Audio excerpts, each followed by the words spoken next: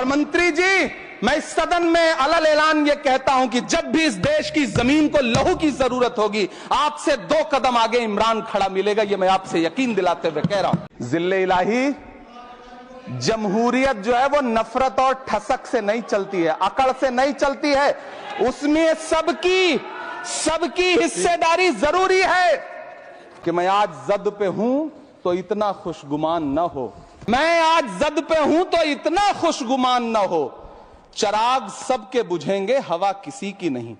हम ही को कातिल कहेगी दुनिया, हमारा ही कत्लेआम होगा। हम ही कुएं खोदते फिरेंगे, हम ही पे पानी हराम होगा। सन 1947 में दिल्ली की जामा मस्जिद की तारीखी सीढ़ियों पर खड़े होकर के भारत रत्न मौलाना अबुल कलाम आजाद साहब ने कहा था कि मुसलमानों कहां जा रहे हो, यह है तुम्हारा मुल्क, यहां तुम्हारे आबाओ अजदाद की कब्रें हैं।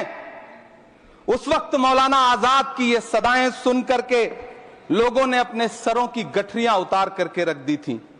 आज उसी दिल्ली में मौजूद देश की संसद में एक बिल आया है जो हमसे उसी जामा मस्जिद की सीढ़ियों के सबूत मांगेगा, जो उन्हीं सीढ़ियों के पास अपनी कब्र में सोए हुए मौलाना आजाद को फिर से कब्र से सदा देनी पड़ेगी कि ये जो कब्र है वो मेरी कब्र है, ये किसी सरकार की जागीर नहीं है। सभापति महोदय, मैं जहां खड़ा हूं इसी संसद भवन के सामने सड़क के उस पार अपनी कब्र में सोए हुए भारत के पूर्व राष्ट्रपति फखरुद्दीन अली अहमद की कब्र है। शायद अब उस कब्र से भी सदाएं आए कि ये कब्र मेरी कब्र है, ये सरकार की जागीर नहीं है। सभापति महोदय, मैं वक्फ कानूनों में किए जा रहे संविधान विरोधी बदलावों के खिलाफ बोलने के लिए खड़ा हुआ हूं। संविधान का आर्टिकल 14 हो, 29 हो, 30 हो, चीख चीख कर कहता है कि देश में सब बराबर के हकदार हैं। आर्टिकल 26 कहता है कि सबको अपने अपने मजहबी कामों के लिए मंदिर, मस्जिद, गिरजाघर, गुरुद्वारों का निर्माण करने का हक है और उसका रखरखाव का भी हक है। लेकिन डॉक्टर बाबा साहब अंबेडकर के संविधान को हर दिन कुचलने वाली ये सरकार देश के मुसलमानों से नफरत में इतनी अंधी हो गई है कि खुलेआम देश की संसद में देश सरकार के माइनॉरिटी मिनिस्टर साहब और होम मिनिस्टर साहब झूठ बोलते हैं और देश को गुमराह करते हैं, झूठ शब्द असत्य बोलते हैं। सरकार ने इस बिल का नाम उम्मीद रखा है। मंत्री जी, कल से इसे देश के मुसलमानों के लिए नई उम्मीद बता रहे हैं। नहीं मंत्री जी, न तो यह बिल मुसलमानों के लिए नई उम्मीद है और न ही उम्मीद की नई किरण। सभापति महोदय, भाजपा ने पूरे देश में वक्फ के नाम पर कई सारे झूठ फैलाए हैं। आइए आज उनकी सच्चाई पर बात करते हैं। वक्फ ट्रिब्यूनल को ऐसे बताया जाता है जैसे वक्फ ट्रिब्यूनल कोई मजहबी खाप पंचायत हो। सभापति महोदय, जबकि सच्चाई यह है कि वक्फ ट्रिब्यूनल भी तो सरकारी न्यायिक विभाग है जिसमें सरकार द्वारा नियुक्त जज होते हैं, जिसमें प्रशासनिक अधिकारी होते हैं, कहीं ऊपर से थोड़ी आ गए। सभापति महोदय, देश के गृह मंत्री जी ने इसी सदन में कहा कि वक्फ ट्रिब्यूनल के फैसले के खिलाफ कोई कोर्ट नहीं जा सकता, जबकि सच यह है कि वक्फ एक्ट 1995 की धारा 83(9) के तहत हाई कोर्ट वक्फ ट्रिब्यूनल के फैसले की न सिर्फ समीक्षा कर सकता है बल्कि उसे बदल भी सकता है। सच तो यह है कि वक्फ बोर्ड खुद अपनी जमीनों के लिए कई सारी कोर्ट में मुकदमे लड़ रहा है। सभापति महोदय, दिल्ली की जिन 123 संपत्तियों को लेकर कल माइनॉरिटी मिनिस्टर, होम मिनिस्टर साहब और अभी आदरणीय नेता सदन बात कर रहे थे, आइए उनकी सच्चाइयों पे भी बात करते हैं। 1911 में जब अंग्रेजी हुकूमत ने कोलकाता के बजाय दिल्ली को राजधानी बनाने का फैसला किया तो रायसीना हिल्स के चारों तरफ जो मुसलमानों की ढेर सारी जमीनें थी उनको एक्वायर किया गया और लुटियन को इसकी तामीर की जिम्मेदारी सौंपी गई। सेंट्रल विस्टा की तरह लुटियन जोन का मेगा प्लान तैयार हुआ, लेकिन उस वक्त के मुसलमानों ने उस वक्त की अंग्रेजी हुकूमत से अपनी इबादत गाहों को बचाने के लिए लड़ाई लड़ी। मामला ब्रिटिश गवर्नमेंट तक पहुंचा। तब यह तय हुआ कि वो जो धार्मिक स्थल हैं उन्हें जस का तस रहने दिया जाएगा। इंडिया गेट के बगल वाली मस्जिद हो जाप्तागंज, सुनहरी बाग मस्जिद हो, पार्लियामेंट रोड वाली मस्जिद हो, ऐसी 123 संपत्तियों के मैनेजमेंट के लिए 1913 में मुसलमान वक्फ वैलिडेशन एक्ट बना और उसके बाद एक नया शहर बसाया गया जिसे लुटियंस जोन का नाम दिया गया। फिर 1943-45 के बीच एक और समझौता हुआ आजादी से पहले, उसके तहत काफी सारी वक्फ जायदादों को सुन्नी मजलिस औकाफ बनाकर उसके अंडर किया गया ताकि उसकी देखरेख की जा सके। गृह मंत्री जी 2 दिन से सदन में जो बात कह रहे हैं वो दरअसल 123 संपत्तियां उसी सुन्नी मजलिस औकाफ के तहत आती है।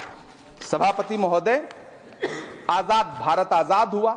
आजादी के बाद भारत में 1954 में वक्फ एक्ट लागू हुआ, जिसकी धारा 9 के तहत 1964 में केंद्रीय वक्फ काउंसिल का गठन हुआ।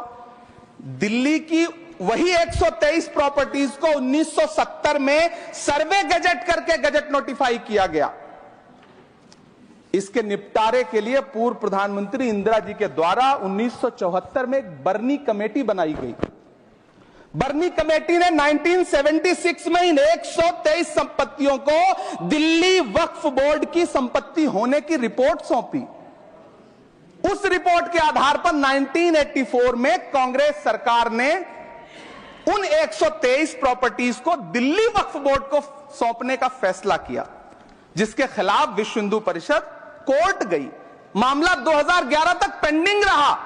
फिर 2011 में कोर्ट ने सरकार को आदेशित किया कि इसका निपटारा करो। तब 2013 में तत्कालीन यूपीए सरकार ने दिल्ली की उन्हीं 123 जायदादों को बर्नी कमेटी की सिफारिशों के मुताबिक वक्फ बोर्ड के हवाले किया। यही वो प्रॉपर्टीज हैं जिनके नाम से गृह मंत्री जी कल से कांग्रेस को कोस रहे हैं। फिर आई 2014 में भाजपा की सरकार, जो तब से इन जमीनों को हड़पने की साजिश कर रही है। जिस बिल को मुसलमानों के हुकूक की हिफाजत करने वाला बिल बताया जा रहा है, उसी को पेश करने के लिए और उस पर बात करने के लिए लोकसभा में भाजपा सरकार के पास एक भी मुस्लिम सांसद नहीं है। जिस वक्त, मैं लोकसभा कह रहा हूं, सुना करिए, जिस वक्फ बिल को मुस्लिम महिलाओं को हक दिलाने वाला बताया जा रहा है, उसे संसद में पेश करने वाली पार्टी के पास न तो राज्यसभा में, न लोकसभा में, न देश की किसी विधानसभा में एक भी मुस्लिम महिला सदस्य नहीं। कल किरण रिजिजू जी कह रहे थे कि रेलवे की जमीनें देश की जमीनें हैं, डिफेंस की जमीनें देश की जमीनें हैं। हां मंत्री जी, हैं, बिल्कुल हैं। ये जो वक्फ की जमीनें हैं, ये हमारे पुरखों ने धार्मिक कामों के लिए डोनेट किया है, तो हम भी तो इसी देश के नागरिक हैं, हम भी तो इसी देश के बेटे हैं, तो वक्फ की जमीनें भी तो इसी देश की जमीनें हैं। उनको पराया क्यों बोलते हैं आप? सभापति महोदय, अशफाकुल्लाह खान जब फैजाबाद की जेल में फांसी के फंदे पर झूल रहे थे, तो इसी देश की जमीन के लिए झूल रहे थे ना। सभापति महोदय, अंडमान की जेल में काला पानी की सजा काटकर अपनी जान देने वाले मौलाना फजले हक खैराबादी हो या शेर खान अफरीदी हो, वो भी तो इसी जमीन के लिए अपनी जान दे रहे थे ना। सभापति महोदय, पाकिस्तान के खिलाफ लड़ते हुए अपनी जान देने वाले महावीर चक्र विजेता ब्रिगेडियर उस्मान हो या पाकिस्तान के पैटर्न टैंक उड़ाने वाला परमवीर चक्र विजेता वीर अब्दुल हमीद हो, वो भी तो इसी जमीन के लिए अपनी जान दे रहा था ना। सभापति महोदय, मैं सरकार से कहना चाहता हूं, हमसे हमारी इबादत गाहें तो मत छीनिए ना, हमारे घरों पे बुलडोजर तो मत चलाइए ना, हमारी कब्रों में तो हमें सुकून से सोने दीजिए ना।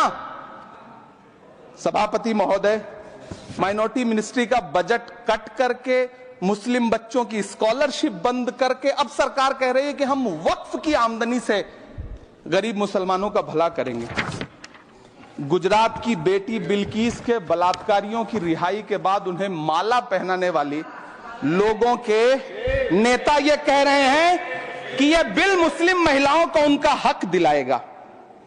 धन्यवाद मोदी जी, क्या बढ़िया सौगातें मोदी दे रहे हैं आप। पहले हमें गुजराते मोदी दिया, आप सौगातें मोदी दे रहे हैं। लेकिन यह सरकार इतना याद रखे कि इसी ठसक के साथ देश की संसद में सीए का कानून भी लाया गया था और कहा गया था बड़े बड़े भाषण देकर के कि पड़ोसी देशों से हिंदू भाइयों को ला करके यहां नागरिकता दी जाएगी। लेकिन मैं आपके संज्ञान में लाता हूं सर कि पिछले इतने दिनों में इनसे नागरिकता लेने के लिए 2000 व्यक्ति भी नहीं आए, जबकि इसके उलट इन्हीं की सरकार में पिछले 10 साल में 15 लाख से ज्यादा भारतीयों ने भारत की नागरिकता छोड़ करके दूसरे देश में जाकर के बस गए। यह हुआ उस कानून का अंजाम। सभापति महोदय, इसी तरह की जिद के साथ किसानों के खिलाफ भी कानून लाए गए थे। जिस तरह आज वक्फ के फायदे गिनाए जा रहे हैं, उसी तरह से किसानों को भी कृषि कानूनों के फायदे गिनाए गए थे। लेकिन अंजाम क्या हुआ? 700 किसानों की शहादत लेने के बाद सरकार को अन्नदाता किसानों के सामने घुटने टेकने पड़े और कृषि कानून वापस लेने पड़े।